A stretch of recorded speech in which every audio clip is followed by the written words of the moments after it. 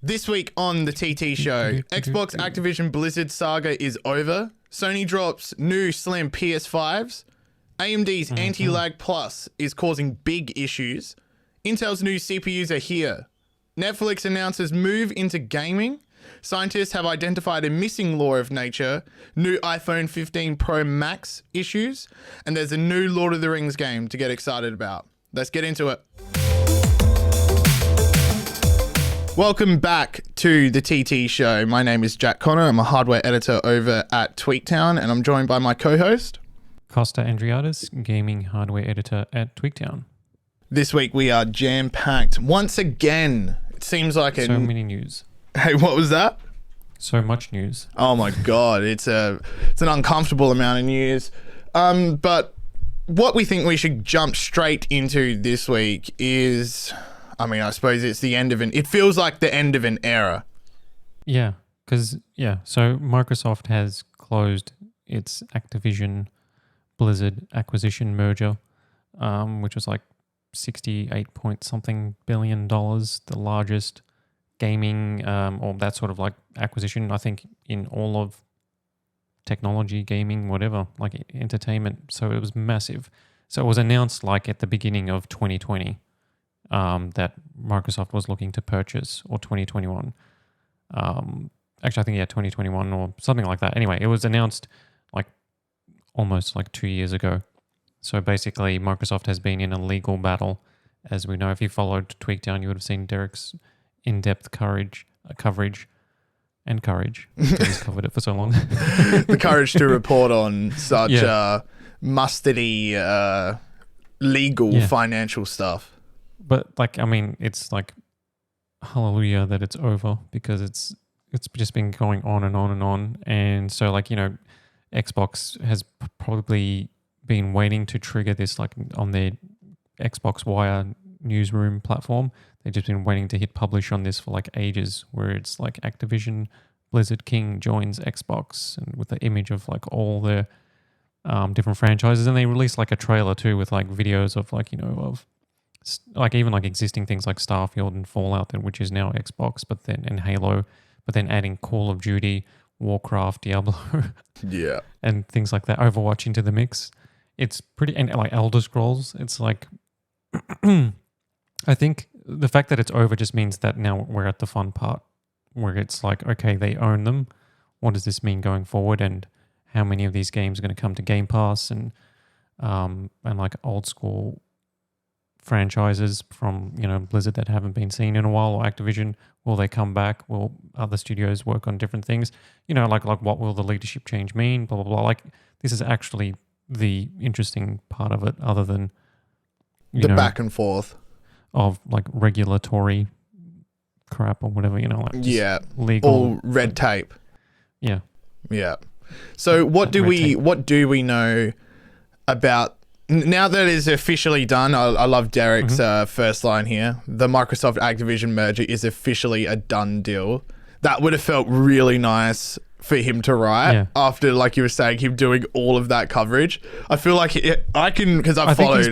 He's probably been sitting on this like news post for a while too, just like Microsoft, just waiting to saying it's a done deal. Just waiting for the official word. But now that it is done, so what does this mean for Game Pass? What is the major takeaway from this story for anyone that has not been following along as closely as we have? Yeah, so what it means is that Xbox is more than just a console, right? So Xbox is on PC. It's obviously a console. It's the Series X, and the Series S is the latest consoles. But it's also like into cloud gaming and so forth. But what this means is that now Xbox owns, as Derek puts it, the largest independent video games publisher.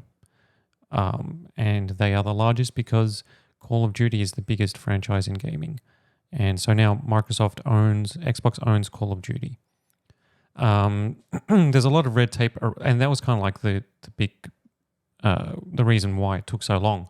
So because, Sony was pressuring the government in the US and the EU to try and block the deal. Yeah, I remember that. Because they were worried about Call of Duty becoming an Xbox exclusive. So in order to get the deal done, what Microsoft has done is they've signed like a 10-year agreement with Sony that Call of Duty will continue to come to PlayStation. They signed a 10-year agreement with Nintendo to bring Call of Duty to Switch, and Call of Duty hasn't been on a Nintendo console since the Wii era. Yeah, Call of Duty World at War. Yeah, for the Wii or Wii U or something like that. Yeah, I remember playing it with the gun, with the original Wii gun. Yeah. The one that you put the white controller in. And I remember playing zombies with that. It was actually really good. Besides like the aim being if you pointed the gun at the middle of the TV, your crosshair was like over there in the bottom right hand corner. It wasn't, the sensor wasn't great. The original Wii sensor wasn't that great. Yeah, they had to release that Wii update. Remember, they plugged into the bottom to improve the sensor. Yeah, I remember that. Yes. Oh yeah, and they even signed with Nvidia to bring Call of Duty to GeForce Now cloud streaming for the next decade. So like that was like a big stumbling block. But what it means for Xbox fans, it basically bolsters Xbox Game Pass as incredible value, or at least one of their big focuses. Yeah. Xbox feels like it's more about the ecosystem. They want you to, pick up that Games Pass. That is really their motivation, and purchasing like Activision-Blizzard and having all these titles. I just don't want it to turn into a gatekeepy kind of scenario. It's a positive and negative, right? So if you look at Game Pass, it's like, okay, it's great value. When Microsoft bought Bethesda, pretty much that week or a few weeks after, I can't remember, it was really close. They added Doom and Fallout and Dishonored and all those Bethesda games to Game Pass for Xbox games, and it's like, oh, this is great value. They've announced that yes, Activision-Blizzard games are coming to Game Pass, but they're not coming until early next year, which is fair enough. But what that means is that early next year, Diablo 4 will be Game Pass on PC and Xbox consoles. Yeah. Overwatch already is free to play, but that's kind of like but we don't know what that means for Call of Duty, like whether or not like Modern Warfare 3, which is out this month, the latest edition, is going to be added. But like going forward, it just means that they've got like a huge back catalog. So like Crash Bandicoot games, Tony Hawk. They mentioned in Xbox's new post, they mentioned like Guitar Hero, and that's like a franchise that hasn't been seen in ages. So like people are thinking, okay, what does this mean that we're going to get new Guitar Hero games? And when you think about Guitar Hero coming to like a subscription service, like yes, like you get Guitar Hero, but then you can buy songs through it. Like, they can create like a revenue stream. Like Guitar Hero could potentially live in something like makes sense for Game Pass to bring it back. Yeah. No, Oh, Guitar Hero was a lot of fun, and I can definitely, now that I didn't even think of that. Yeah, if they bring that back to subscription, then they could essentially add music library and get gamers to purchase songs that they can then put into Guitar Hero. Exactly, yeah. Because then like it's free. Like you get like, let's say you get 50 songs or whatever it is. You get like the default pack. Like this is like how they, like all these sort of music games, like Beat Saber is super popular as a VR game, but it continuously generates revenue. It obviously has like an initial cost. You buy it for $40 or whatever it is, and you get their soundtrack, which is like 15 songs or whatever. But they continuously release song packs, and you buy them like as DLC. And Guitar Hero used to do it, or Rock Band did it. But like those peripheral music games in the console and PC space kind of like disappeared. And one of the reasons was that I think, Activision kind of like bled it dry. Like, they've done that with franchises like Tony Hawk and things like that. Like franchises that have been dormant for a while, that it's like, okay, you can bring it back now. Like these were good games, but they released like a Guitar Hero, a brand new one every 6 months or every year. And then people just grew tired of it. But like that's something that can come back. But I think for me, like the interesting thing with this is like just the IP, the sheer number of IP that Xbox now owns, but also as well, it's like Activision stuff that hasn't really been touched for ages because they've got so many studios working on Call of Duty to release a new Call of Duty game every year. So, it's like an annual released with like a campaign and multiplayer, and they have like three main studios that kind of that work on one game each, but then they have like 3 or 4 support studios, like massive support studios that used to release games in their own right that are supporting Call of Duty. So you got like thousands of people working just to bring Call of Duty every single year. Yeah. But with this Activision, it could mean that Xbox will either use these IPs with other studios that it owns, or free up some teams within Activision-Blizzard that want to work on stuff that isn't just Call of Duty or whatever the case is, or even within Blizzard. Because like, they own like, with this they own StarCraft, and StarCraft is something that could definitely come back. Oh, for sure. They own, like I said, like we've talked about Guitar Hero, they own Tony Hawk, those games. They own Crash Bandicoot, Skylanders, Spyro the Dragon. There's other older games like all the Sierra, like this is going back to like the 1980s and early 1990s, but like King's Quest, Space Quest, Police Quest, all those old point and click games, all the classics. Yeah. So you got like the old RTS Warcraft games. You've got franchises that nobody, only a few people might remember, like Geometry Wars, and I'm just looking at them. Like Heretic and Hexen, right? Activision owned those games. So Heretic and Hexen were kind of like fantasy versions of Doom when Doom first came out, and they were super popular. And Phil Spencer has worn a Hexen t-shirt a couple of times when he's done his presentations, and he's personally said that, goes like, yeah, it's one of my favorite games from the 90s. And he's the head of Xbox, and it's like he's said that he's not going to go in and dictate like what games they're going to develop. He's not going to say, "Hey, this is my favorite game. You guess what? You're going to have to make one." You're going to have to make Hexen or Heretic, for 2024 or whatever the case is. I would totally do that if I was Phil Spencer. But think about like Doom Eternal, right? Like imagine like that sort of similar like intense action, but with like magic and like like a dark gothic medieval setting. Oh, I like this. Crossbows and spells, but it's like Doom style combat, and that's essentially what Heretic and Hexen was. So like and so Microsoft own id Software and the id Tech, so they could a studio could just use id Tech, the Doom engine, to create like a modern Hexen, because they own both franchises now. Yeah. So it's so this sort of stuff is like way more interesting and exciting to me than the legal troubles. Yeah. Another question on this same topic: what does this mean for PlayStation or PlayStation gamers per se, Sony and PlayStation gamers? Yeah, so not the most amazing news for them.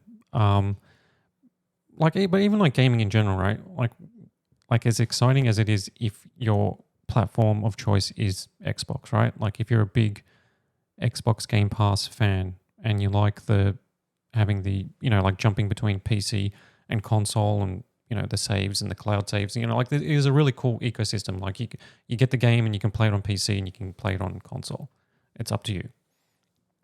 Now, but like the downside is that this just means that the industry is moving towards consolidation, which means that like, a handful of companies will basically own everything. Yeah. It's like Disney. Disney bought up 20th Century Fox, right? And they rebranded it to, I think, just Fox or something like that. But anyway, like what happened after they did that is that independent cinemas that were annually showing movies like Die Hard over Christmas, right, were sent cease and desist letters from Disney saying you can no longer showcase these movies. Yeah. Because you have to spend, if you want a license, you have to apply to license the film to be able to showcase it. And so like this means that like doesn't mean that Xbox or Microsoft is going to do this sort of thing, but they can eventually say Call of Duty is no longer coming to anything but Xbox platforms. Well, they got the keys. They got the keys to the gates. Yeah. And yeah, like for PlayStation gamers, it won't immediately. They're probably like for this generation of consoles, for the PS5, I don't think it's going to change all that much. I don't think Microsoft is in the business of losing money, right? Because Call of Duty is one of the biggest sellers on PlayStation, and PlayStation has sold way more consoles than the Xbox. But also, like Diablo 4, cross-play, cross-platform. You can play with gamers on PlayStation. Same with Overwatch, you can play against PlayStation gamers and and things like that. So like I think for those sort of games, like that's not going to change. But the downside for PlayStation is that the value proposition is lowered, right? So like it's like, well, if I had an Xbox and Game Pass, I wouldn't have to buy all these games or every. Yeah. You know what I mean? Like I'm spending more money for the same outcome. Like why not just get an Xbox and it's all included? Yeah. Yeah, they're making it seem like a no-brainer. It's like they're trying to make it seem like, why would you get a PlayStation when you can just get an Xbox? Yeah, exactly. Yeah, I see it. I see the move, and I also agree with you. I don't think they're going to make any type of exclusivity, at least with Call of Duty, because, like you said, they're going to be effectively shooting themselves in the foot if they do that. I would like to see World of Warcraft. I don't know. Yeah. I don't even know if this is possible, but I'd love to see WoW come to the Xbox. I think it should be, right? Like, because you've got Elder Scrolls Online on Xbox, you've got Final Fantasy 14 on Xbox, and sure, because like WoW, like I think the only stumbling block with WoW is that because it's so old and it's so entrenched in like old PC code. Well, you would need a keyboard. You can't. There's so many buttons in WoW that you need to be pressing, especially at the high level raids. I don't think it's going to work with a controller. You could get it to work in a sense, but you could also, like, because Xbox has mouse and keyboard support, you could have just develop a controller controls. It brings up like radial dials to select your hotbar, and then you can have keyboard and mouse, or you can have controls to move your character, and then you just have your keyboard just to trigger all your skills and spells. Like it would work. It would be interesting. It'd be kind of cool to see it on a different platform. Yeah, see the godfather of MMOs just move to console. It would be cool, like if it'd be interesting to see what they do with that with Game Pass, because WoW is still like a subscription MMO, and I don't think that's going to change. No, I don't think that'll change. No. Yeah, there's a lot of. You're right. This is where it gets really interesting, and yeah, I mean, poor Sony players. They're probably shaking in their boots, thinking all this exclusivity is going to be jumping, is just down the road, or maybe, like you said, not this generation of console, because obviously the deal is still very fresh. Maybe next generation of console, we'll start to see a bit more of that gatekeepy nature, because you don't buy the keys to the gates and then not use the gates. Exactly. I think the final thing that I would say on it is that for Activision and Blizzard developers, I think it's probably good news, because previously they're a publicly traded company, right? And so even with like Blizzard and Activision, all their decisions were monetary based. They focus on Call of Duty because it's the biggest moneymaker. With the Xbox acquisition, because of Game Pass, and because Game Pass is about a library, right? There is probably more of a reason now for something like StarCraft 3 to be greenlit. Yeah. Because it's like, well, oh yeah, like the big and biggest and most popular RTS, yes, we would love that for Game Passes. Xbox will say, okay, that's a win-win. Whereas previously, Activision Blizzard, the CEO and all the bigwigs might have said, well, yeah, that's going to sell like a couple of million, but that's not what we're after. We want, a game to sell 10, 20 million. Yeah. If you know what I mean? So like there might be like a reason to get like more of these like stuff like Heretic and Hex, like these like sort of like just to actually flesh out the library. Like I think maybe projects will probably be greenlit, but then again, like let's say StarCraft 3 is greenlit early next year, that means we won't see it for another 3-4 years. Yeah, that's true. Maybe some of these titles are already are being worked on behind the scenes, and that Xbox is like, okay, well, now's a good time to purchase Activision Blizzard because we know that they're 75% way through StarCraft 3, but they haven't announced it. Yeah, I mean, Blizzard is working on a survival game, right? So, like, you know, you got Ark Survival Evolved, you've got Valheim, you got Grounded, you got, which is, I love that style of game personally, but that's like so popular on PC, right? Like, and it's sort of kind of, it's come to console in a little way. I mean, Valheim is on Xbox, which is really cool, but yeah, Rust, I don't think is that on Xbox? No, but that's on PC, right? Yeah. I'm not sure, but I know that's big in the space. Yeah. Yeah, so Blizzard has been working on their version of a survival game for ages. Now, like if you look at classic Blizzard, like who knows, like today, like, you know, what the studio makeup is. But like, you know, like when they decided to make an MMO, it was World of Warcraft. When they decided to make an RTS, it was the original Warcraft and Warcraft 2. When they decided to branch into like different genres, they didn't create the genres, but they made them way more accessible and just so polished and fun. And, you know, if they bring that level to the survival genre, that'll be a huge hit, right? But then again, that's a brand new IP and that could potentially be an Xbox exclusive. So like Microsoft may look at that because it's not Call of Duty, it's not Diablo, it's not Warcraft, you know, it's something new. So we may just say like, well, that one is not going to go to PlayStation. Yeah. Yeah, no, I completely agree. I think any new IP will, it'll be exclusive, I think. All right. Yep. Is that about everything that we have on that story? Well, let's see. Yeah. I mean, it'll continue, but now we're in the fun part, so. Yeah. Stay tuned. Also, just quickly before we move on to the next story, most people that are listening to this and watching it, we have discovered that aren't subscribed or following. So go do that right now if you've made it this far. And we'll move on to the next story. Let's go. Hit the subscribe button. So what do we have next in the pipeline? We've got Nintendo Switch. The Nintendo Switch 2 patent design that I'm not very convinced is real. It looks so placeholder, right? It looks like the most vanilla handheld console in the history of like console designs. I don't know. I found this news yesterday, and if you've been following along with the show or any of the Nintendo's next generation console news, we have been constantly talking about it. There's been leaks coming out from, the FTC investigation into the Microsoft Activision-Blizzard merger.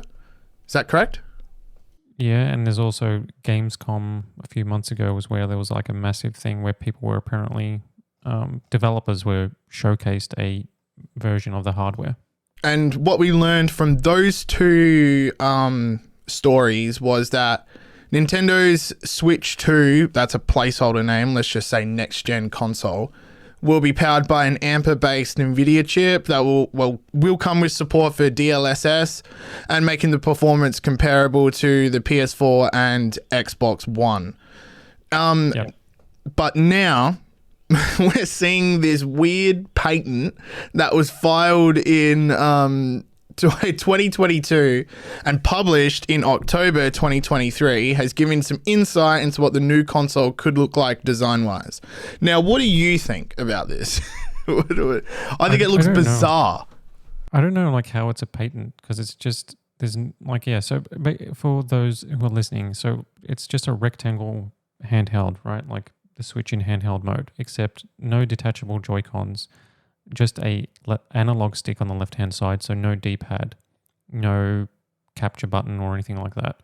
And then on the right-hand side, you just got 4 face buttons. So it's so minimal that I don't know like why they filed a patent for it. Like there's shoulder buttons on the top, but like it just rearranges and puts media buttons on the bottom of the device. It has one joystick. Mm. I don't think this is real. On the right-hand side, yeah. It was reported on by Game Rant and WCCF Tech, and I thought it was interesting, but I put a disclaimer at the bottom of my article saying that just because companies file patents doesn't necessarily reflect what the company is actually working on.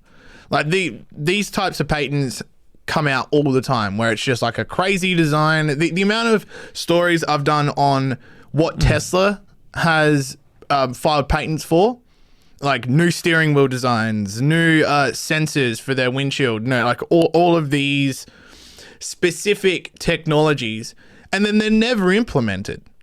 They're just like, oh, that's a good idea, we should secure that.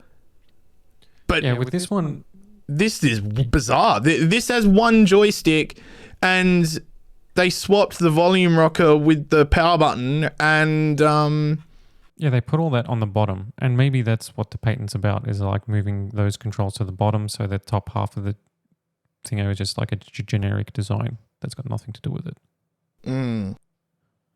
That's what I think. It feels like a step backwards. This doesn't feel like the next gen Switch. No, like for surely the next gen Switch is going to have the Joy-Con setup. This feels like a Wish version of like a Nintendo Switch Lite. Yes. Oh, yeah, it's what it kind of looks like.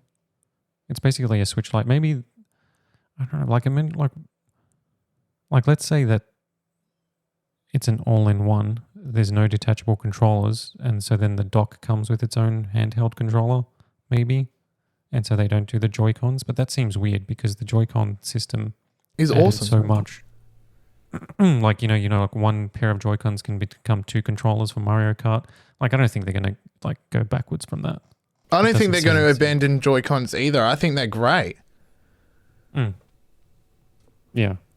Maybe this became the Joy-Con. Yeah. Maybe you get two of these and they join up somehow.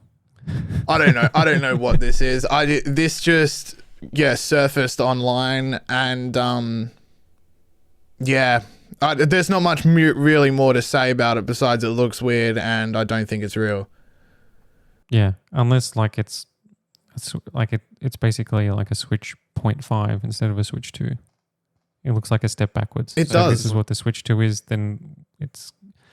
I mean, we're kind of like we all kind of like picturing what we think the Switch 2 is going to be, right? With DLSS and based on the original Switch, we don't think it's going to be much of a departure in terms of look and feel outside of performance, right? So like that's the main thing, is that it's going to be a DLSS powered Switch that can do way better visuals, and it's going to compete to some degree with not with PS5 and Xbox Series X on the high end, but like be able to deliver stuff like Call of Duty, like the latest Call of Duty games and whatever, like Diablo 4 will come to the Switch 2 and stuff like that. But like, like with this sort of design, it's such a departure. But if you look at the history of Nintendo, right? So when Nintendo announced the Wii, people were like, what the hell is this? It's a remote control. Yeah. The Wiimote. Right, and then the Wii U was like, what is this, like a Nintendo DS? Like you're just holding a tablet. And then the Switch, they were like, it was like Joy-Cons, and like Nintendo always do something different. Yeah, but and not what you just expect. To stop you there, the Wii U is clearly like a predecessor to the Switch. So like they knew that the Wii U was like, this is where it needs to be.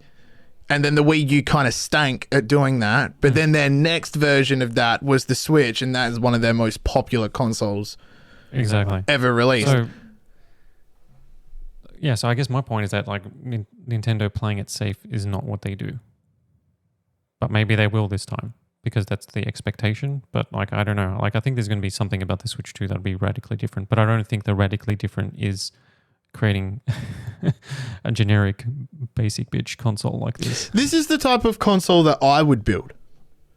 Like if you gave me the components, I would give you that design, that blueprint that we're looking at right now. I mean, just for the audio listeners, go to the YouTube to look at it, because it is the most it's what like it's what like a toddler.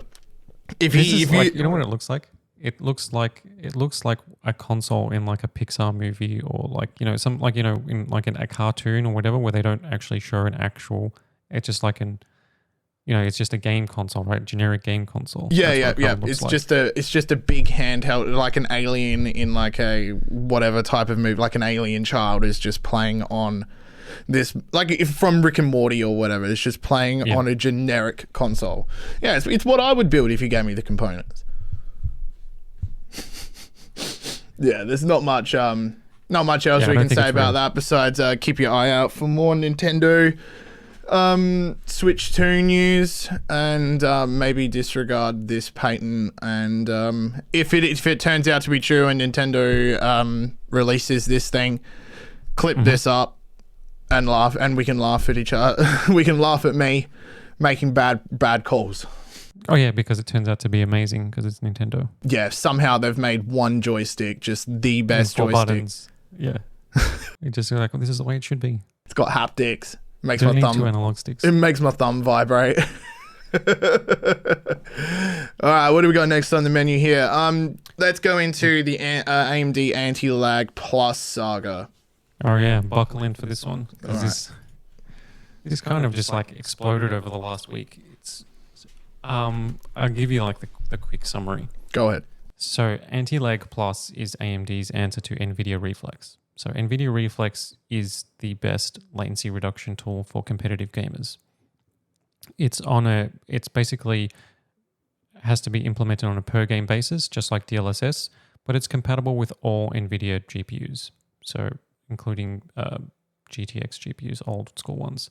So Reflex like lowers the system latency dramatically. So it means that when you click with your mouse and you're aiming at somebody's head for a headshot and you go boom, and it just means that the time between your click and your character shooting on the screen and is reduced, which for competitive gaming is what you want, right? So all the top competitive games run include Reflex support from Fortnite, Call of Duty, etc., etc. So AMD's response was to create something called anti-lag a few years ago. It doesn't really work at the sort of level that NVIDIA's does. Like it's kind of like comparing FSR 1 to DLSS 3.5 or something. It was just no contest. So recently with the new Radeon GPUs that launched last year and got new models this year, they launched AMD's Anti-lag Plus. And this is more like Reflex, where there is a noticeable reduction to system latency. And it is pretty cool. Like, it's like, okay, so you've fixed your latency reduction and this is great for competitive gamers. And what they did is that they decided not to implement it on a per game basis. So what they would do is they would add Anti-lag Plus support to a game at the driver level. And so you just enable it from the Radeon Adrenalin software, which is an interesting approach, which makes it like, okay, so developers don't have to do all the legwork, right? But as it turns out, the way Anti-lag Plus works is that it actually interferes with game code and DLL files. And this wasn't really known until Counter-Strike 2 players were getting Valve VAC banned, which is Valve's anti-cheat system, VAC. And if you get banned, it means you can no longer play the game. Yeah, that's it. It's permaban. And the reason they were getting banned was because they had enabled AMD's Anti-lag Plus technology to reduce their system latency. It was affecting with game code and it was identified as cheating. Okay, so it's like, all right. And then Valve responded to say, this is what is happening. We're going to work with AMD to try and resolve this. And we're going to, if you're affected by it, get in touch. They're going to have to like manually re-enable accounts. But they're also saying to not use that technology, Anti-lag Plus. And then there was an additional report from other gamers. And then it was apparently like people had found like Reddit posts from like previously where Call of Duty, Modern Warfare and Warzone players and Apex Legends players, which I know is your jam, were noticing that they were getting issues with the game performance or when they were enabling Anti-lag Plus because it was messing with game files, DLL files, and things like that. And there are cases where you could get banned in other games too.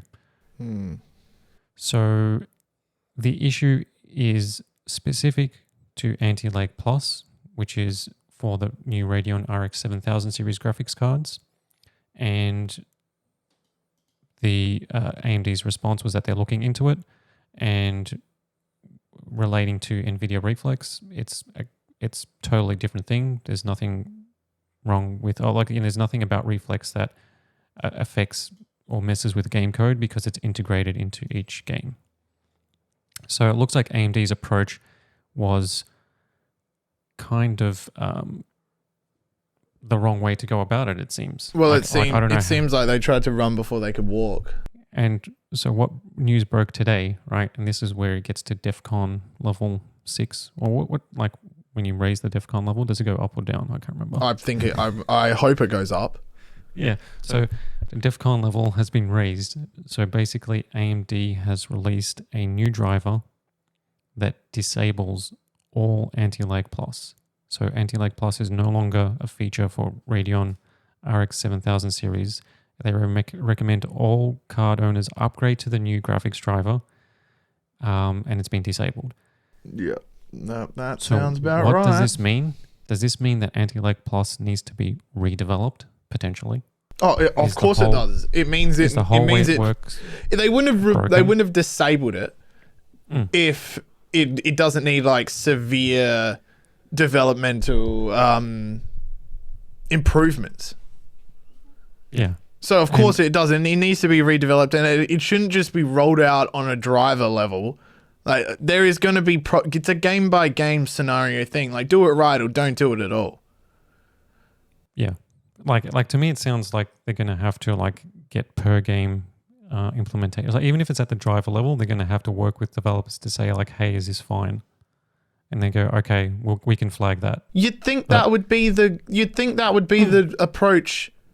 Normally, like, wouldn't the goal be let's not crash everyone's game? How about that? Mm-hmm. Do you know what's really going to lag your game?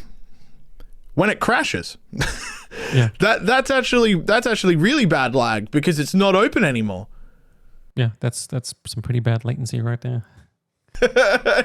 Anti-lag Plus actually crashes your game and gives you mega lag plus. Yeah, so don't enable that, guy. Don't enable that, guys. So that's the Anti-lag Plus saga. So it's gotten to the point now where it's now no longer a feature of Radeon GPUs. How long do you think it's going to take before it's re-rolled out to? Based on like AMD disabling other things, like for example, like this is like obviously a lower profile thing, right? So it's not as, Newsline or like it doesn't affect game as much as this does. So like after like the Radeon new GPUs launched, there was a driver update, and some people found that their Windows install got corrupted. So by that, it basically means you have to format your PC. So like it's unrecoverable, right? So like Windows got destroyed. Fantastic. And it was tied to like a factory reset feature that they have in the graphics card, which basically resets your PC to remove any reference to Radeon and Adrenalin software. Like if you uninstall something on a Windows PC, whether it's a driver or whatever, there's still elements of it in registry. There's all sorts of like junk files left. Like nothing is fully removed by clicking the uninstall button. Like it tells you uninstall you complete. Got to DDU like there's it. Still, you got a DDU, right, for GPU stuff. Even that like is, they give you a warning because it's like this can cause issues because it's making like system level changes, right? So they disabled the factory reset option, and that's been disabled for a year or close to, right? So my point is that like I don't know how long it's going to take for them to fix this. It's probably a long time. Don't you think this just screams they tried to run before they could walk here? They're like, oh, NVIDIA's got all this cool tech. You know what? We're going to roll it out to everyone at once and there won't be any problems. And then everyone's like, ooh, AMD is going to cut the knees out from NVIDIA. And then they roll out cool tech, and it is not so cool. It's really not cool at all. It ruins games. And now they're like, you know what? We'll turn this off for a while because we don't think it's ready. Yeah. So they've now, I mean, this is like the issue must be massive, right? Because it's not like something that they could hot fix, right? To say, okay, well, Anti-lag Plus will no longer do the DLL thing or whatever. However, Anti-lag Plus works is that it integrates itself into the game code during runtime.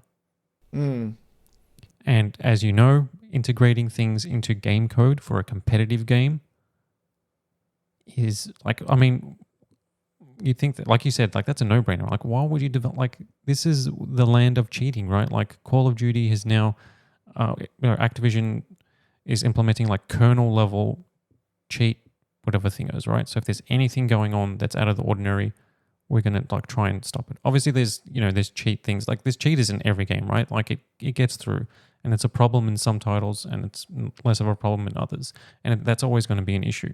But like, if your technology, which has nothing to do with cheating, acts like cheat code or like, cheat tools, which is basically what this sounds like. Anti-lag Plus kind of like works in the same way as like cheat things work. So that's why players were getting banned in Counter-Strike 2. And like, if that's the way it works, like maybe it shouldn't work like that. I really hope all the players that got VAC banned get their accounts back or get back onto the game, because I know what a VAC ban means, and I know how much of a pain it can be to get that removed, especially if Counter-Strike 2 is the only game that you're playing. Do you have a history of cheating? Is that what you're trying to tell us? No. I have friends that have... No, I'm kidding. I've actually never cheated in a game. I know Apex Legends has a lot of cheaters because it's a free game, so you can just make another account. So going back, like, this is not me, right? So this is like, I'm going to say like it was a friend as well. Like, that might sound a little sus, but like back in the Counter-Strike Source days, so this is like the early days of like online gaming on PC, I had a friend, everybody used to play Counter-Strike, and everybody still does, right? But I went over to his house and he was playing Counter-Strike, and I'm seeing like all the characters that were running around had like these gigantic like Pinocchio sort of like noses. They were these huge polygons coming out of their noses. So basically you would see like these lines walking around, so you know exactly where characters are and as they're coming close. So it was a cheat that like put this like huge like extension from their nose, like a straight line. So if they're like on one side of the wall, look, strafing back and forward, you can like see the line coming across. That is hilarious. And I'm like, what the hell is this? And he's like, oh yeah. And he's like playing the game like that, like getting kills and shit, and like that was normal. What? Just put just wall like straight up cheating. Yeah. Nose extensions. Yeah. That's funny. Is that about all we have on that story? We should move That's a fun one. along. I mean, not so fun for AMD. No, not so fun. Not so fun at all. I mean, get it right or don't do it at all. That's just how it is. Like, you're getting gamers banned using... Yeah. It's... Come on. Pick it up. Let's go. Still sticking on gaming. Let's move over to what Netflix is trying to do, or at least according to the Wall Street Journal. I did a report yesterday. Wall Street Journal came out with this new article saying that Netflix is going to be expanding its mobile game offerings. And I went into a bit of like I suppose it could be a bit of speculation about what the future could mean between, I'm really interested in the cross-section between TV shows, movies, and games. I've always thought it's been a very like underdeveloped area, and there is a few different reasons why. But before I get into what I think about the future, let's get into what Netflix is going to be doing. So the company already announced that it's going to be rolling out a dedicated controller app that will turn an iOS device into a controller that can then be used to interact with games played on smart TVs. So this is like, I suppose, them getting ready to move forward into the gaming space. A lot of the games, it already offers more than 70 games on its platforms, and according to the report from the Wall Street Journal, it will be expanding its library with games based on hit TV shows. Now, there is already a few games in its selection. You got like the Queen's Gambit, but these are... Isn't there like a Stranger Things game? I don't know. These games are garbage. Let's just say them straight out. They're garbage mobile games. But let's continue down this road. The idea behind creating games based on hit TV shows would be to maintain interest in the show between seasons and ultimately maintain an active Netflix subscription for as long as possible. I can see this idea working. It just needs the right game. So I started to theorize, and like I said earlier, this is something that I've thought about previously. Like, imagine between Game of Thrones seasons, HBO had a Hogwarts Legacy-like game, but based in Westeros, that unlocked playable content that was focused around the events of the season that just ended. So you say like you're up to season 6 in Game of Thrones, it ends, and then as like on the finale day, it's like a day later, it unlocks in the game a new area that's already being developed that you can play the events out of season 6. Yeah. Imagine that. That would be cool. That would tie you over if it was long enough and there was enough like, you know, content and value there for gamers to enjoy. That would tie you over until the next season. I would have loved if there was a Hogwarts Legacy style game that kind of like, I imagine like unlocking another region of the map, or like, I don't know, it could be levels or something like that. That was based in Westeros. I would have been all over that because Game of Thrones was one of my favorite TV shows of all time until they, you know, did what they did. But yeah, I've always thought that's an area of media that has been completely underutilized, or whenever it's been attempted, it's been tragic. It's been like half-assed. So, and I wrote in the article, I'm like, fans of the show would then be able to play out the events of the season through a HBO subscription and perhaps find out more information about the show that they missed when they were watching it. So I'm imagining this game having like references, maybe little hints, maybe more like a chance for gamers or fans of the show to learn more lore about the world. Like because Game of Thrones is so lore rich, there would be a lot of opportunity to be like, well, here's Jon Snow's relatives, here's the Targaryen house, here's the lineage of all that. And it's like, you could do that in the game. And instead of like people picking up the books. This idea would be the cream of the crop for the big universe TV shows, Game of Thrones, even Marvel. Like that would be awesome as well. But executing it would be an incredible challenge. TV shows and video game development are commonly delayed for various reasons, and failing even once to release the video game content between TV show seasons would result in the hype train being stopped. What do you think about this? I think that final point is the hurdle or the thing that Netflix needs to solve if it's going to hit the levels that you're speculating, which will be awesome. It's just that, like, you know, game development takes longer than a season of a TV show. Something at the Hogwarts Legacy, the sort of level, you know, you're talking about several years of development. Yeah. I think like they need to, like, you know, do like an episodic thing, like you said, like the way it would probably work is like you said, where, like, you know, a season of a TV show, and then there's like addendum content for like a game that comes out, and then the next season of the show comes in, and then I think they just need to do like a seasonal model, like, you know, like you have like a new expansion for a game that comes out like every year, like wow. They just have to do it like that. Yeah, where it's basically like in between, like there's like an expansion or something like that. But that they need some sort of like high profile game, because Netflix games or gaming has been around for a while. I just don't think anybody knows about it or really cares, because it's limited to the mobile app, and it sucks. And yeah. So yeah. I don't really like even use Netflix on my mobile. Neither do I. But I think, look, So you're right. It see needs what to games there are. Hogwarts Legacy development. That's grand scale, that's what I said, like the cream of the crop of what this idea could be.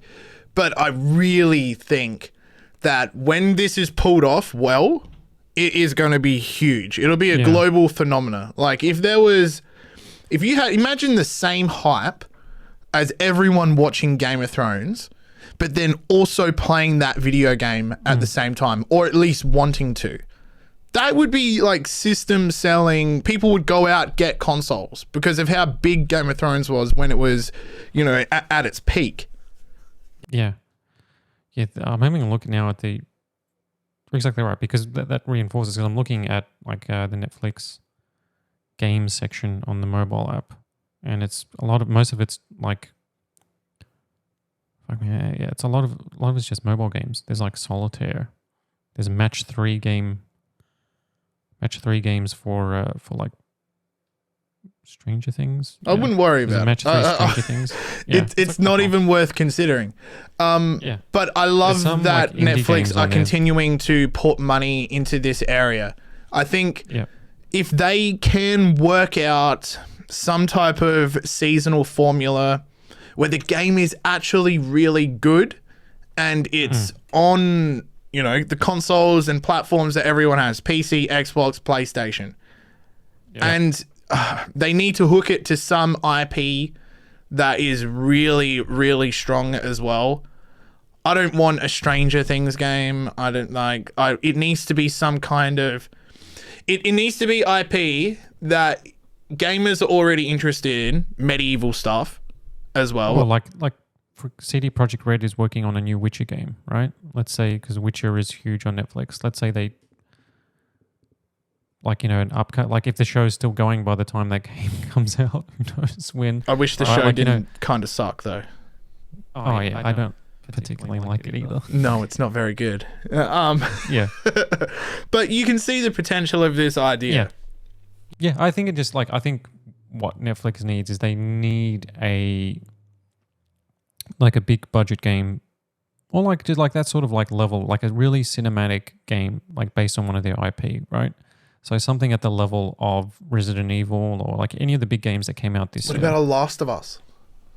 Yeah, like something like that. Like, yeah, they just need like that style of game. And then people will be like, oh yeah, Netflix games. And what they need to do is they need to add it for free on their game service and then release it on PlayStation and Xbox and PC.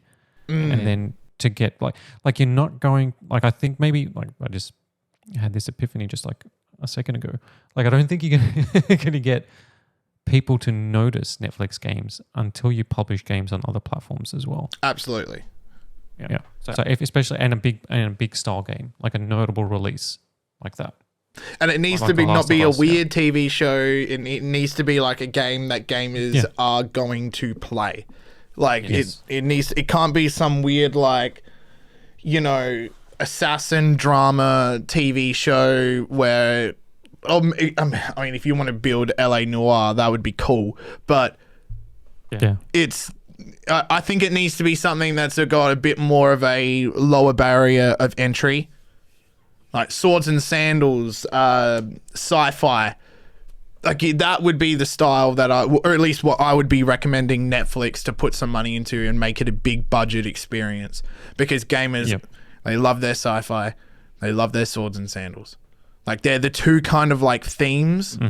I think it's either like really futuristic, hyper futuristic, like Cyberpunk, your Starfields, your all of those games, or it goes back to Fallouts, or it goes back to, you know, your swords, your dragons, your fantasy, and all of that kind of stuff. Or even let's say like an actual Squid Game, like a video game that is based on real life. TV show. It's a game that is recorded 100 people or so in real life, and then you get to play out as the. No, that would be awful. That would be awful. That's good. Go on with your idea. I ruined it. No. That's probably like something like that.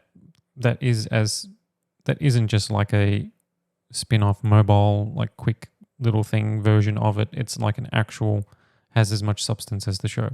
And don't make it a VR experience. Yeah. No. That's all about I have on that one. I just thought it was interesting, and I'm very interested in that convection point of media, TV shows, and gaming. I think it's an exciting future area if the streaming platforms continue to push into that area. What else do we have on the menu here? Let's get into new Intel CPUs. Yeah, so this is fresh on the scene. We won't go into it for too long, but basically Intel launched their 14th gen CPUs, also known as Raptor Lake Refresh, which is basically using the existing architecture, but like refining it to get the most out of it. And the new flagship Intel Core i9-14900K is now available, and it's actually coming in at a lower price point than the previous Core i9-13900K launch, which is good because a lot of people were speculating prior to launch that Intel was going to raise the prices. And these are Intel's gaming CPUs. They are like, even with they are kind of like power hungry CPUs because they're pushing a lot out of them. But Tyler has posted his review of the 14900K over at Tweaktown, and some of the highlights is that it basically has increased efficiency over the previous 13th gen flagship, but it's only a slight performance increase. So if you've got a 13900K, it's probably not worth getting a 14900K. But I don't think like most people will like buy like a new thing like every generation. That would just be silly. Like even when it comes to like GPUs, you don't buy like a 3090 and then buy a 4090. Although I guess maybe at that end people do, but like, you know, you don't buy a 3070 then get like a 4070. Like every second generation is the best time. Yeah, or even longer than that. With the cost of living going up and all of that, people are, especially with phones, I think, because they release it such in incremental upgrades, people aren't upgrading every year. But you know, like the iPhone is a slightly improved version of the last gen. But like, if reviewers are now recommending, or at least the ones that I pay attention to, you can wait 3 or 4 years before upgrading your phone, or before you start to feel like you should upgrade your phone. Like that's when you start to notice the battery is dipping. Like, you know, like I've got an iPhone 12. That's why I've just ordered the iPhone 15 Pro Max. But, you know, there's 3 generations or so. There was 3 years between those. Yeah, because it's annual. It's like you don't need incremental upgrades. Like, yeah. And so like if you look at the review now, it's over on Tweaktown. It's super in depth. If you look at like the Cinebench benchmarks, like the 14900K single thread performance gets a score of 2240. You compare that to the 13900K of 2232. So like an 8-point increase. It's so incremental. But, you know, compared to the 12900K, it, you know, 12900K is like 1997 is its score, going up to 2240. So it's like a decent chunk. It's like a bit of an increase. But like compared to the 13900K, not so much. Multi-thread performance is similar, like it's barely any difference. And a few other tests as well. So 3D Mark scores, So like, I mean, compared to like AMD's flagships, like the 7950X 3D, it's not a huge increase, except like the 3D Mark Time Spy CPU score seems to be like a big increase. So there will be games where it's like a decent increase. What are we talking, like 15% maybe? That's what it seems, about 15. Yeah, on the high end. Yeah, 10, 15. But like the power consumption is a lot lower than the 13900KS, which was like the overclocked version of the previous gen. It is the most powerful CPU, but it's also the most power hungry CPU. So you're looking at 330 watts versus 430 watts. But that's still like heaps compared to like the 7950X3D using 150 watts based on the Tyler's review compared to the 4900K 330 watts. It's like, to me, I think I want my CPU to be power efficient, right? If I'm going to be running like a 4080 or a 4090, the CPU, I don't want the CPU to be drawing as much power as my GPU. Yeah. So yeah, so I don't know. Like, I mean, it really depends on what you're doing and stuff. Like, it seems like it's a refresh of the previous gen. It may not be as exciting. Yes, it's going to give you better game performance in some titles, and it is optimized for gaming, and it's more efficient.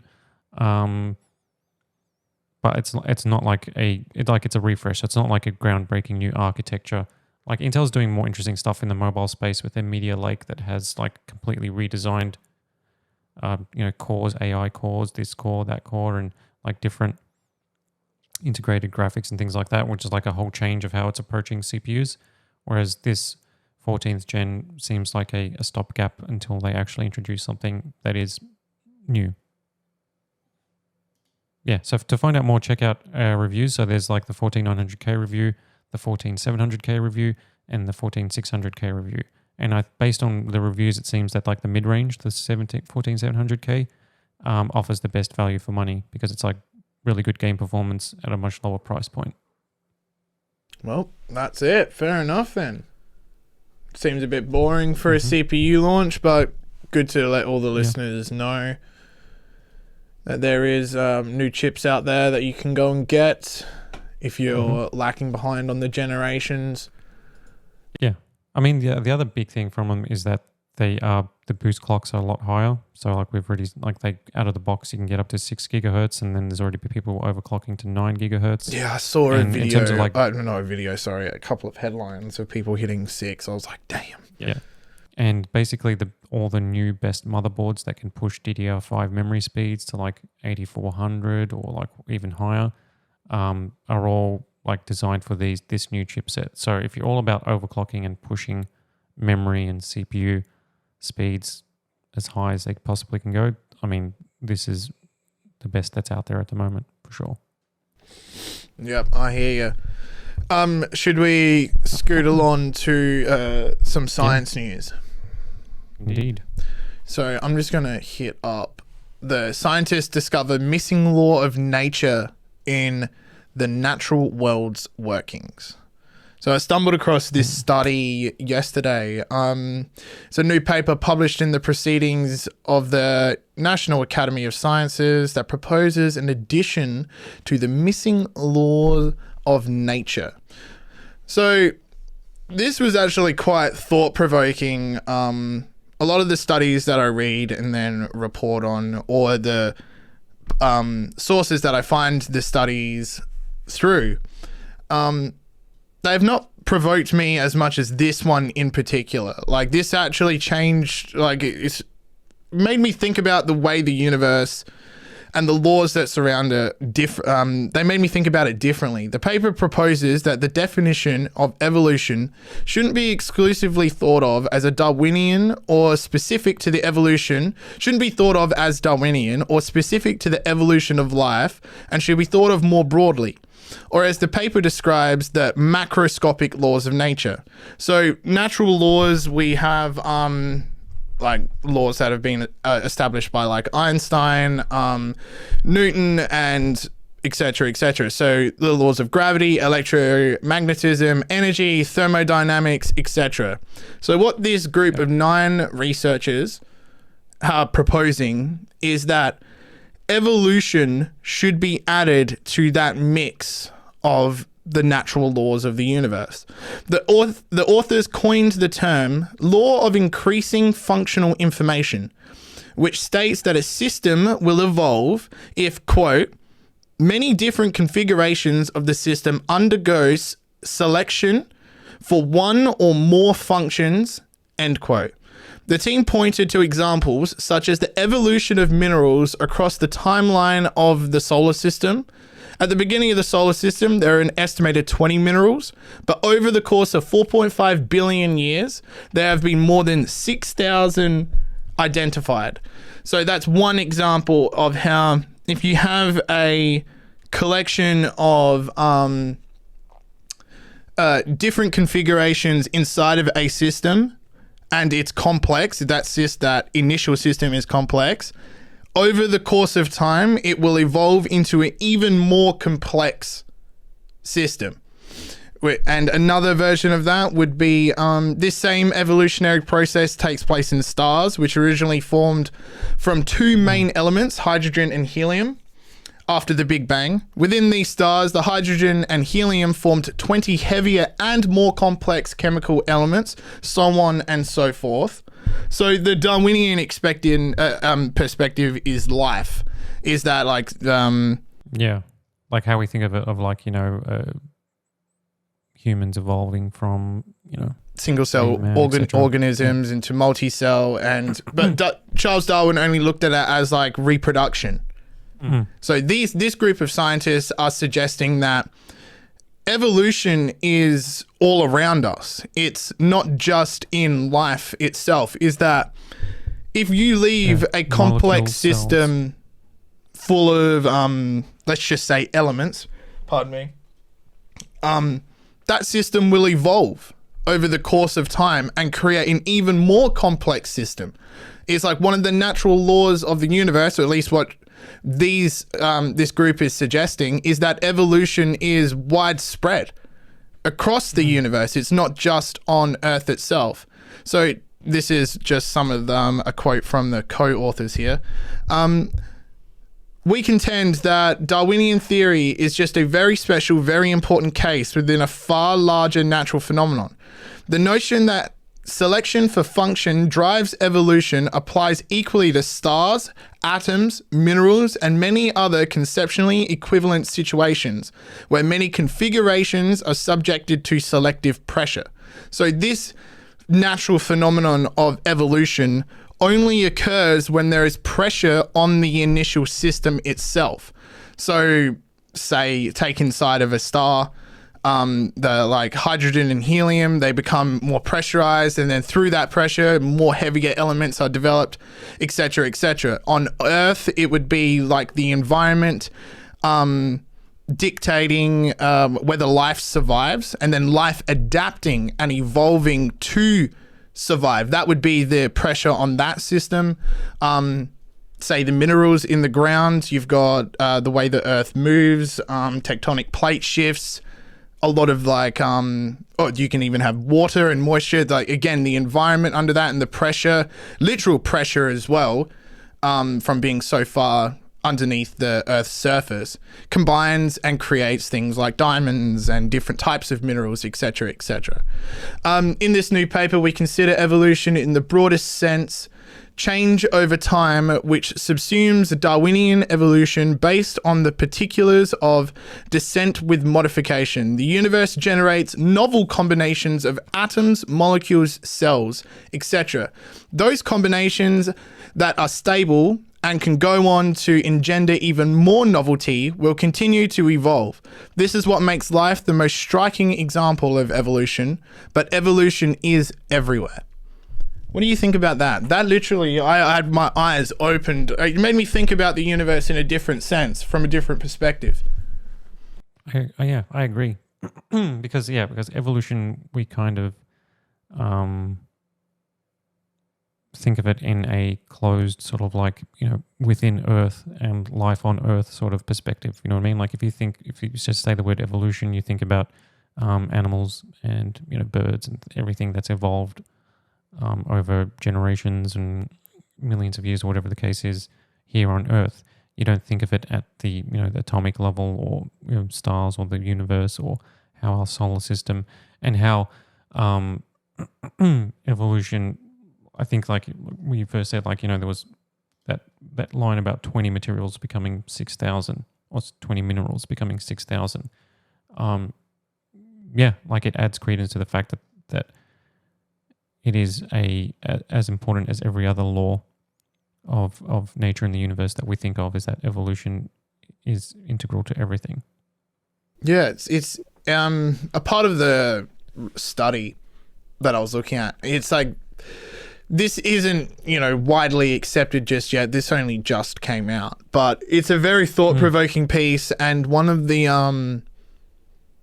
aspects that they say in the report is that it agrees with the laws of thermodynamics as well, which I just want to make sure I get right here. Yep. Thermodynamics. The laws of nature, motion, gravity, electromagnetism, thermodynamics, etc. codified the general behavior of various macroscopic natural systems across space and time. The law of increasing functional information, which is what the team suggested, complements the second law of thermodynamics, which states that the entropy, in brackets, disorder of an isolated system increases over time, and heat always flows from hotter to colder objects. So there is parts of this that fall into the natural laws that we know today. And I really enjoyed thinking of the universe as a whole as constantly evolving. You kind of think of it more like a, not so static, because static would mean that it's not moving and everything obviously is coming out of that big bang.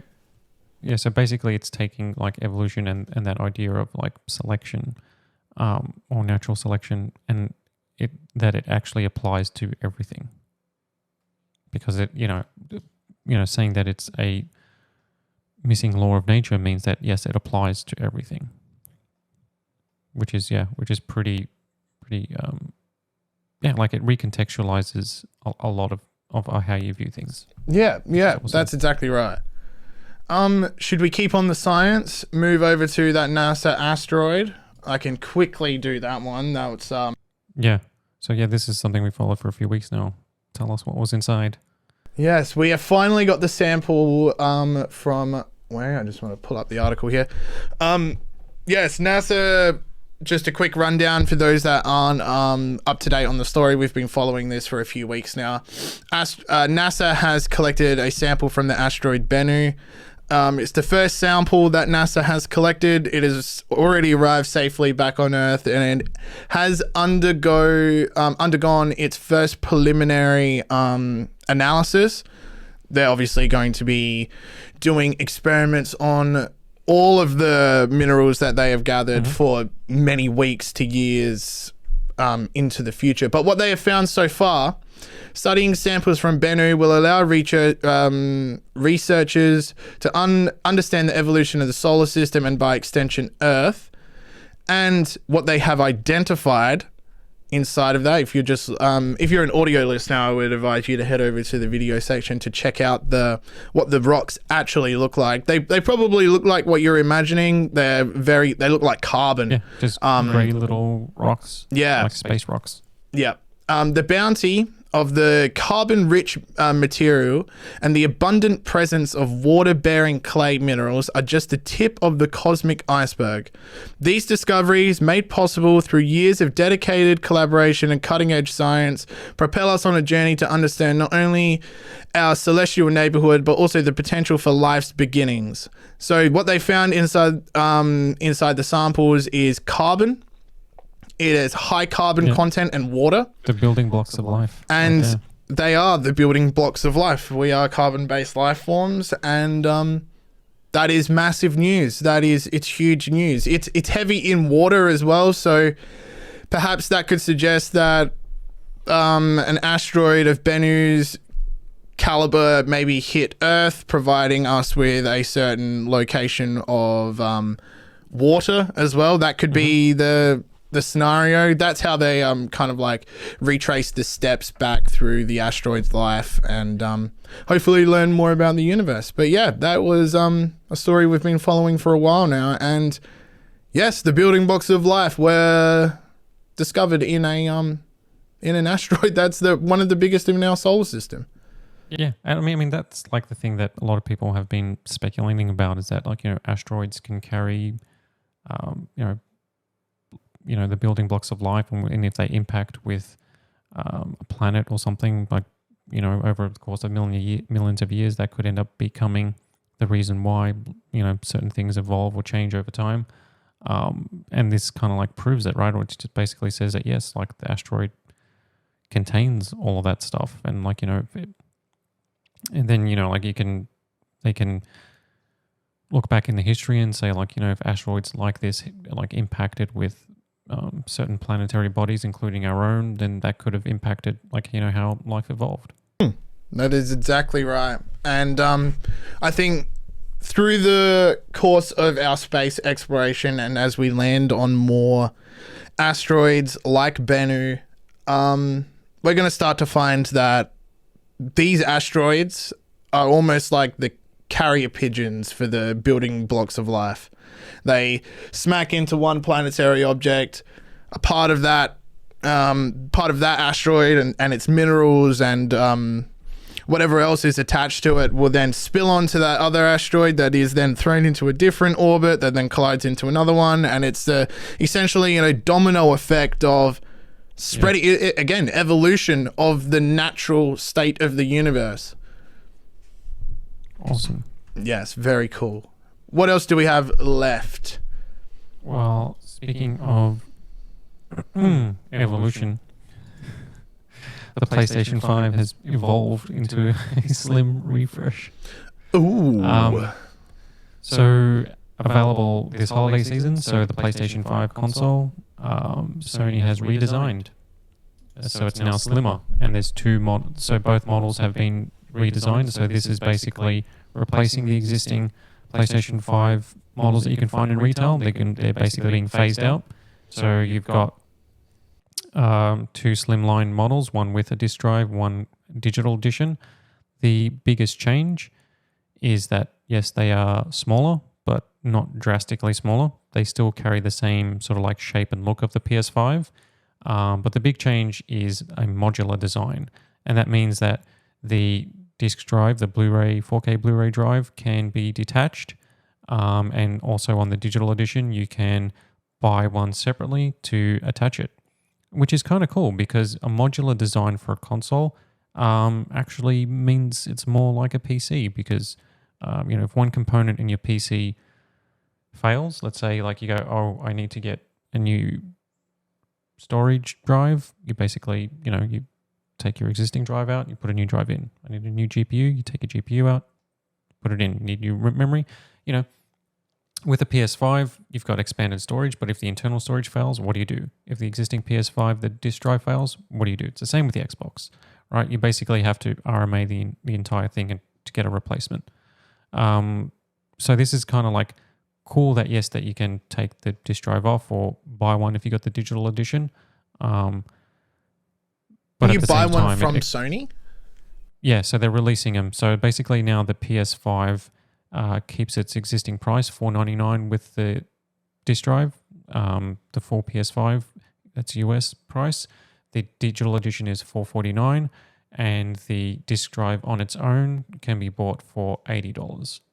So there isn't a huge price difference between the disc version and the digital edition, $50 US.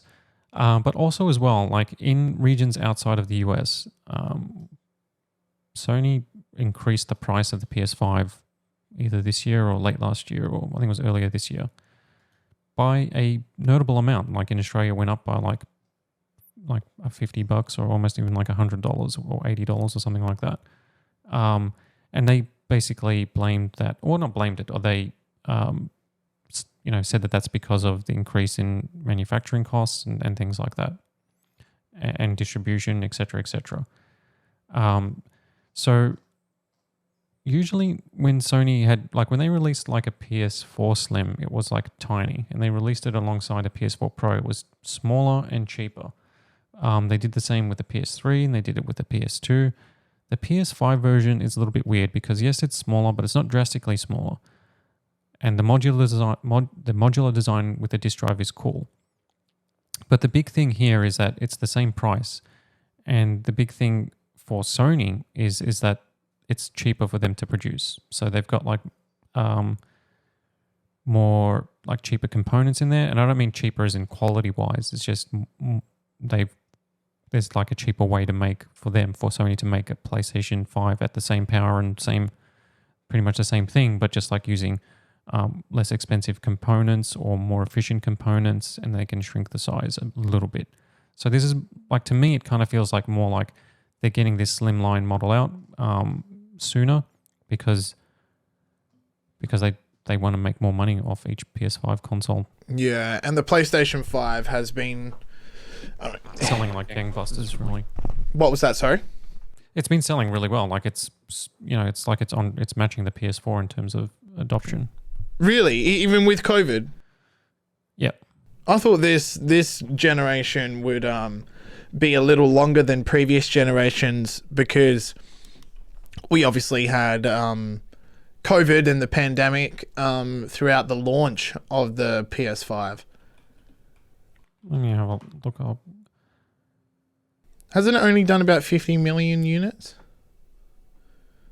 And the new Xbox has done 25? Yeah, I think it's like 30 to 60 now, something like that. Okay. Perhaps it's being adopted 50, really quickly. Yeah. I think it's growing faster and because I know that when it came out, you couldn't get it. Like at least in Australia, you could not get a PS5 when it came out. Oh yeah, so like in its first 30 months, the PS5 sold 13.96 million units, PS4 sold 13.68. So I think it's on track with it. Or something Okay, like all right. Yeah. Or maybe even that's not like lifetime, or that's maybe in just the last 13 months. But the thing is, like once PS4 hit its stride, like it's one of the most popular consoles. Like it's well over 100. I like the look of the Slim. Million. I think it looks sick. Yeah, it's like small. Like I mean, I've got a PS5. Like my only issue with it is that it's huge. Yeah. And it's hard to sit on its side. And now like the vertical stand is like sold separately. It's like a metallic vertical stand. So they've kind of like cut that out. Can't you just get a vertical stand off like Amazon or whatever? Yeah, probably. But then like, it has to like clip in. So the official one will probably be better than the unofficial ones. And then they can charge you $40 for a little piece of metal or plastic. It's a very Apple move. It's like when their wheels cost like $200. I mean, yeah, like it's interesting. Like, I mean, this is like now the PS5s that'll probably be here for a while. There's a rumor that there's a PS5 Pro coming next year, like, which seems really soon. Because like you said, like because of COVID, like this generation seems like it's going to go longer. Xbox said they're not going to release a Pro version console, or there's no current plans. Part of the leak, which we discussed a while back, was like, that cylindrical Xbox the X Series Circle redesign. Yeah, the X Circle. The X Tube. That sounds like something. That sounds like something else entirely. Mm. So that's like coming next year, and like, but Sony's is getting theirs out now, and I think like both things are like they're like refreshes to keep their production costs down. Yeah, that makes sense. Yeah. But so we'll you see, don't like, think you don't think we'll see a PS5 Pro next year, or? Oh, there is like rumors around it, and we've got a story I think that just went up from Anthony that covered like some of the specs that have been rumored for it. But basically, the existing rumor is that like the GPU will be massively overhauled for ray tracing, as well as like better 4K performance, but also that the CPU is getting overhauled, and that it's going to be a much bigger redesign than the PS4 Pro. So like the PS4 Pro, when that came out, so like Xbox and did their One X and PlayStation did the PS4 Pro. One of the reasons they did that was because the new generation of consoles was still a few years away. But at that point in like 2017, it was 4K TVs were becoming the normal, right? So you had OLEDs and Samsung QLED TVs, and like people like, the shift to 4K TVs was happening. So Microsoft released like the One X, which was like, it had a brand new CPU and like a supercharged GPU in there, and it was like 4K. So, I mean, even like with upscaling or whatever, like you could play 4K Blu-rays, it was a 4K console. And Sony did the same thing with the PS4 Pro. But the way Sony did theirs was that the CPU was unchanged, and they basically just slapped like a second GPU in there. So it's basically just had like almost like double the GPU power of the PS4, but with like similar CPU architecture. So it was just a way for them to just kind of like hit the 4K. And so with the PS5 Pro, there's like a lot of rumor out there but like the main rumor is that Sony are going to go all out with it. They're going to supercharge the CPU as well as the GPU. And with the new Slim PS5s, bringing it back to this story, like the price not changing, like this just means that if there's a PS5 Pro, it's going to be so expensive. It's going to be really expensive. I'm just going to wait for the PS5 Pro. Yeah, because when they launched the PS4 Pro, they lowered the price of the PS4 with the PS4 Slim, and then the PS4 Pro took over like the original launch price of the PS4 as the Pro model. Huh. So, and that's how they kind of restructured it. Whereas, like, the price isn't changing for the PS5 and probably won't change for another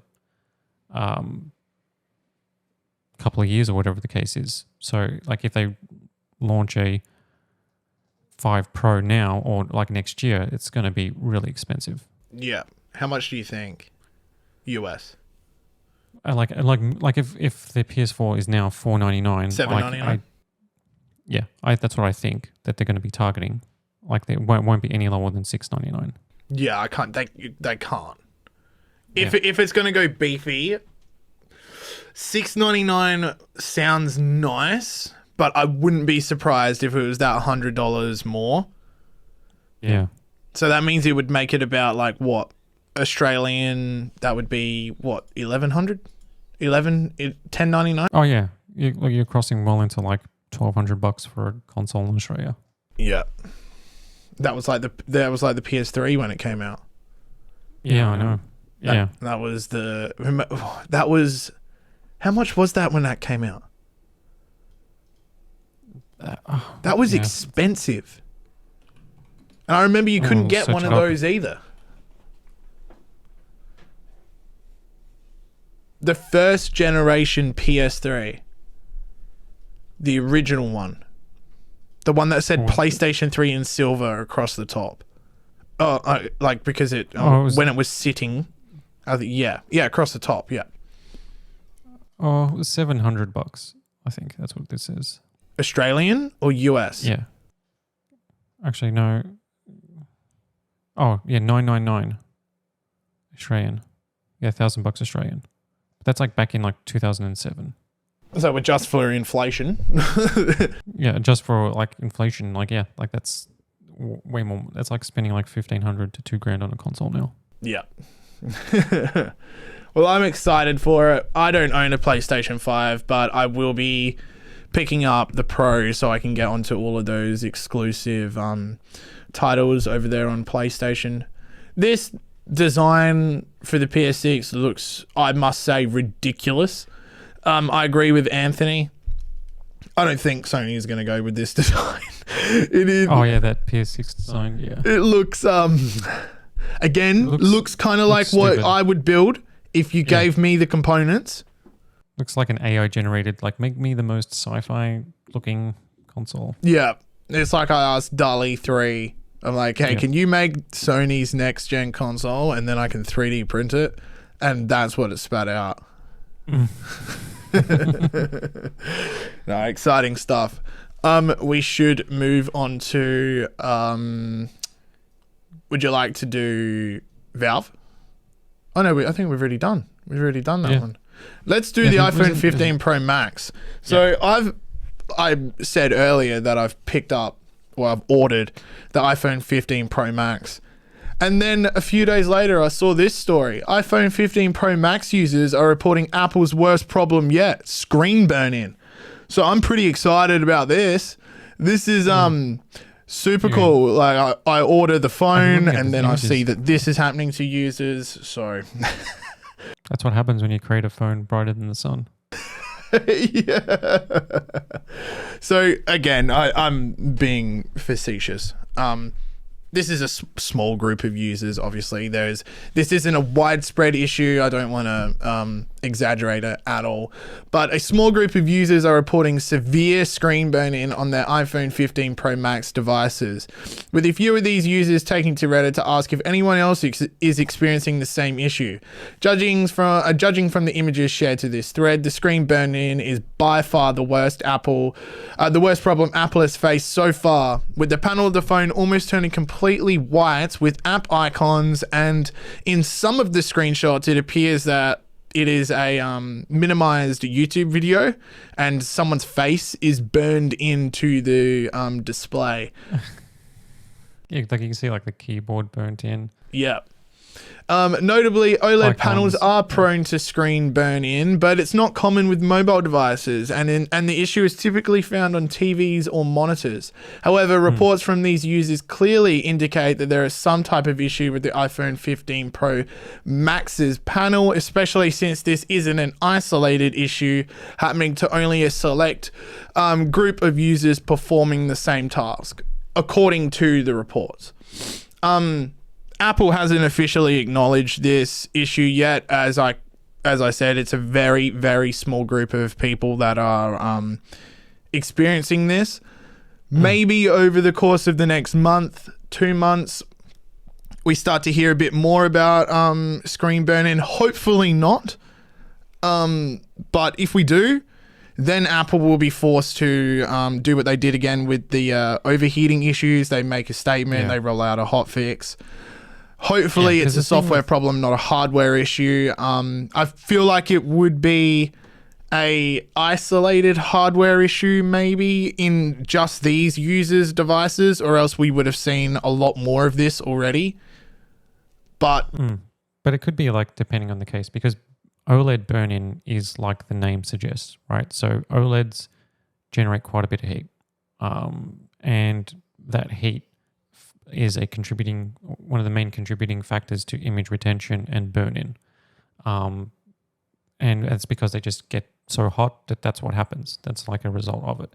And so in the TV and monitor space, it's gotten a lot better because there's like better cooling and there's pixel refresh technology as well. Like if it's at a certain temperature and it's that same, like, you know, like if you're seeing like icons or where you're seeing the keyboard in these images, is that if the keyboard's on screen for a prolonged period of time, or an icon, and it's an OLED and it's running super bright, super hot, just based on the technology, then it is going to be susceptible to retention and burn-in.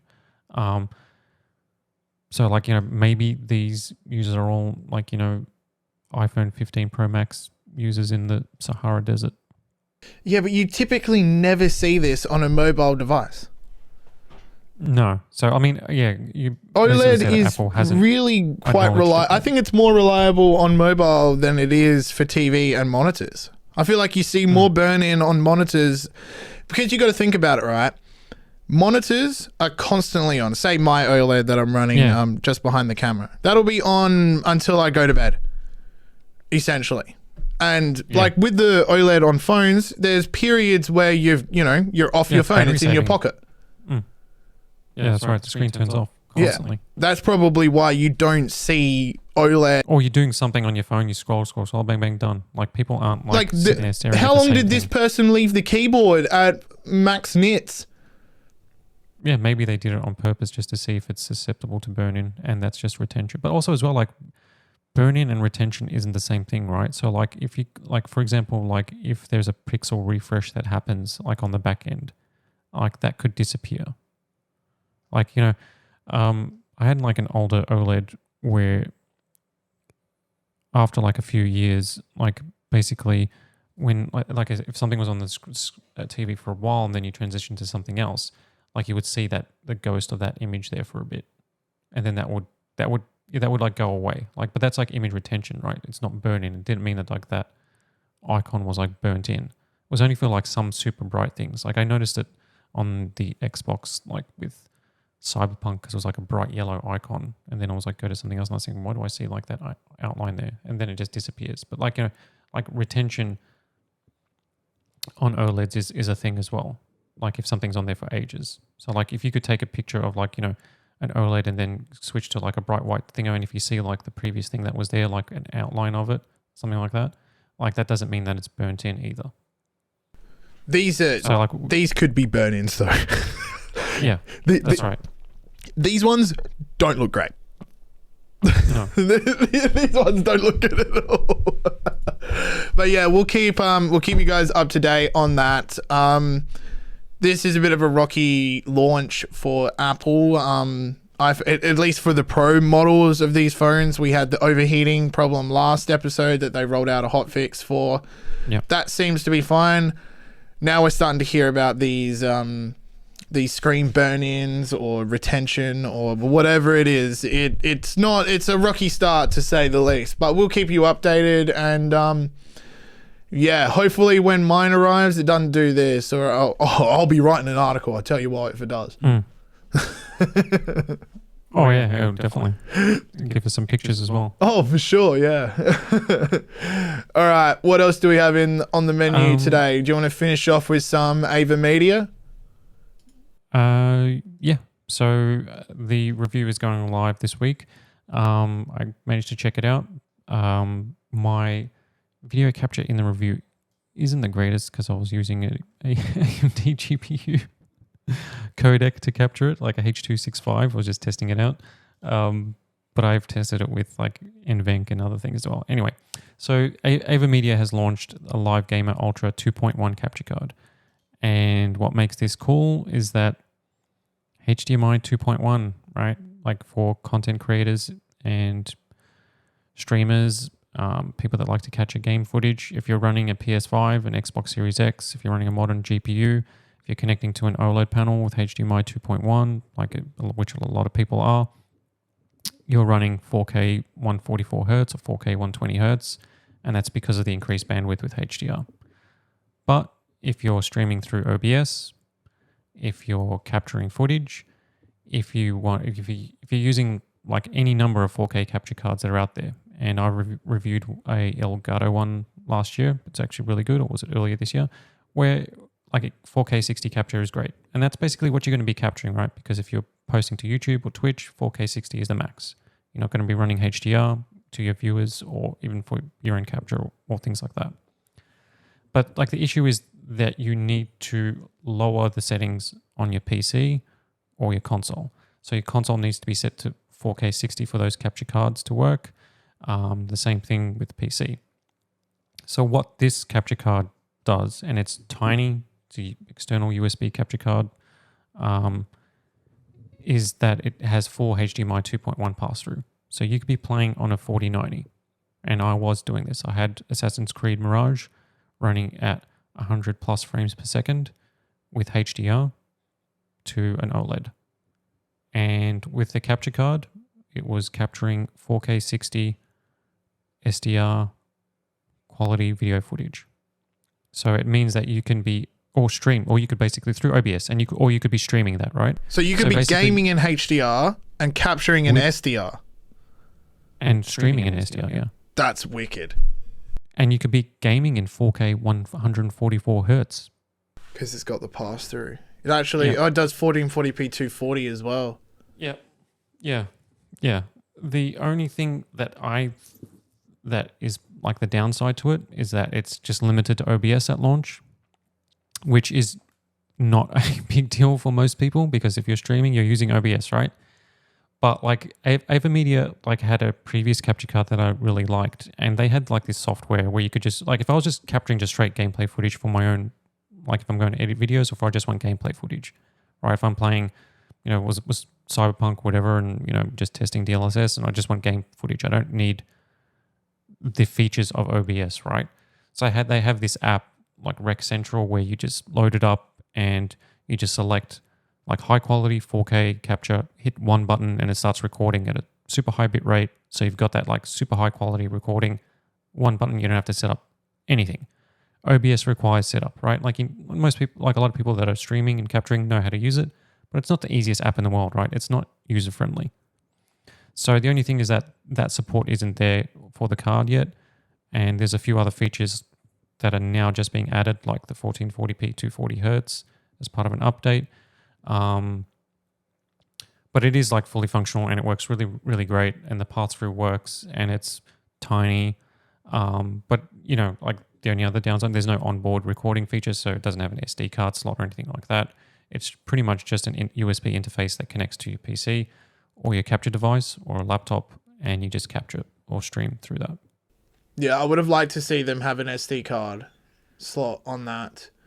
That would have been nice. That would have been really, really, really good because I know Elgato has the their 4K capture card for the 4K, the HD60 or something like that. Well, they got the HD60, but they also have that other one.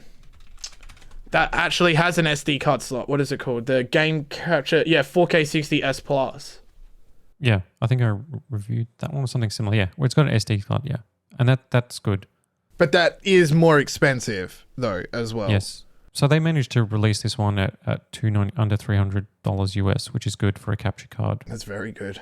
With especially one of the most feature packed in terms of like what it can do, because like a lot of capture cards are limited by their signal, right? Like what they can capture and what they can pass through. So they're kind of like finicky. Whereas this one doesn't care what it is in terms of HDMI 2.1.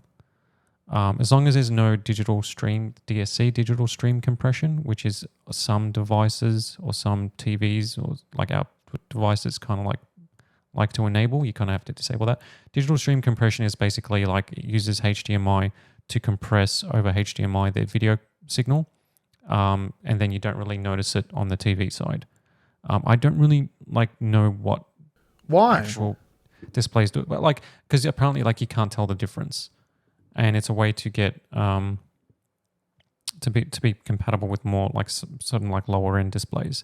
So like in the review guide, AverMedia basically told me it basically says it's not really compatible with DSC.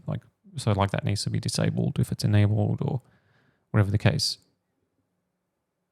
It's kind of like the HDCP, all those sort of protocols. When you're in a console settings or something like that, you can disable or enable certain things. But it was so basic. I tested it on PC. Obviously on PC it's going to work great because PCs are the most configurable systems you can get, right? I connected it to the PS5. So Ubisoft sent me a code for Mirage on PC and on PS5 to test it out, and which was very nice of them.